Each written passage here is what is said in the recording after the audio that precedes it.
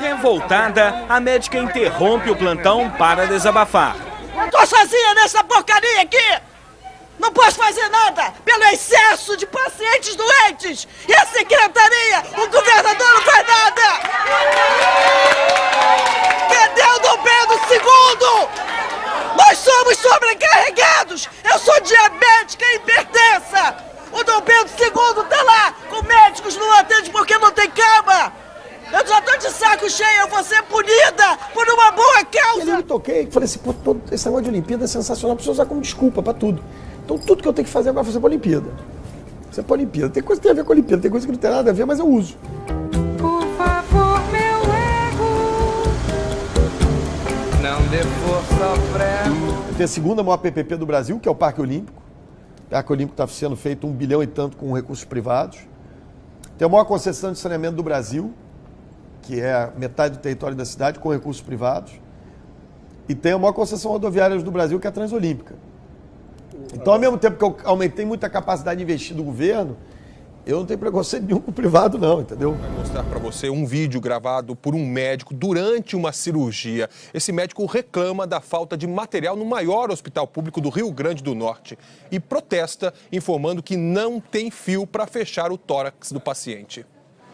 A equipe médica registrou em vídeo a falta de material para concluir a cirurgia. Como é que eu vou fechar aqui, ó? O tórax está aberto aqui, ó. Eu tenho que fechar isso aqui com fio de aço. Eu não tenho fio de aço para fechar isso aqui, ó. Como é que eu vou fechar esse paciente? Não tem como eu fechar. No Valfredo Gurgel não tem fio de aço. O paciente está aberto. Eu não tenho como fechar. De quem é a culpa disso? Fio de aço custa muito barato. O paciente que levou uma facada no peito foi operado às pressas no hospital Valfredo Gurgel. O cirurgião responsável pelo procedimento também é presidente do Conselho Regional de Medicina. O que levou o senhor a tomar uma atitude dessa de gravar um ato cirúrgico?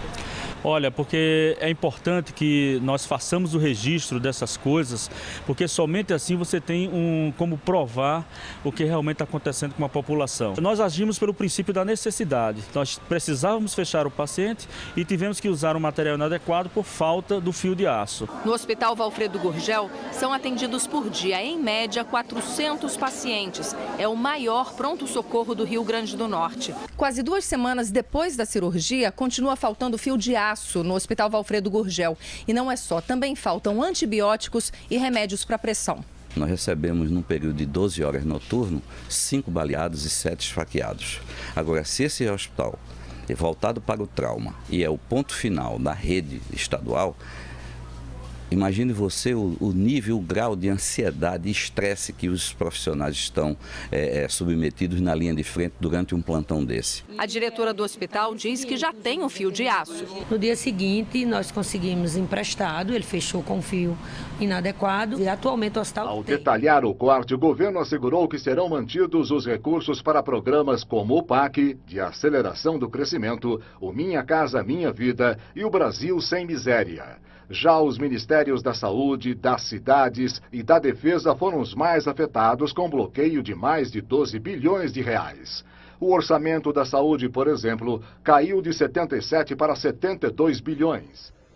Renato, a relação numérica médico por paciente mostra que não faltam médicos. O que há é que médicos não querem se arriscar onde faltam meios para exercer a medicina, numa época em que cada vez mais famílias de pacientes e Ministério Público entram na justiça contra o erro médico. Além disso, muitos médicos recebem ofertas de trabalho no interior com bons salários, que são pagos nos primeiros meses e depois recebem calote.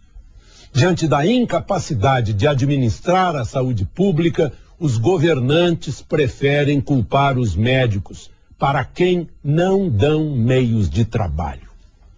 Há médicos que eram do Rio de Janeiro e agora trabalham em Brasília, por causa dos salários e condições de trabalho nos hospitais públicos do Rio.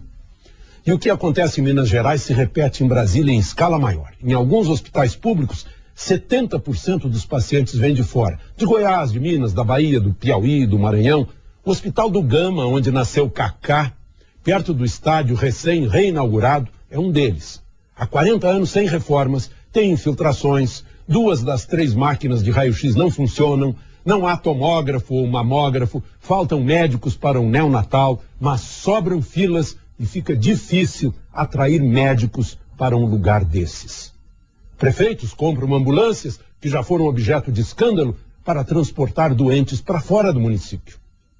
Por fim, pode piorar. Eu gostaria de iniciar dizendo o seguinte: nós temos, de fato, um processo de melhoria, nós vemos melhorando crescentemente a saúde pública no Brasil. Eu tive a honra de participar do governo do presidente Lula quando esse processo tem início. Trata-se de uma confissão de incompetência administrativa. Está provado que o governo arrecada demais, bate todos os recordes de receita, tanto em relação a períodos anteriores como em relação ao produto interno bruto. Os recursos existem, o que falta é competência de gerenciamento, honestidade e organização. O senhor acha que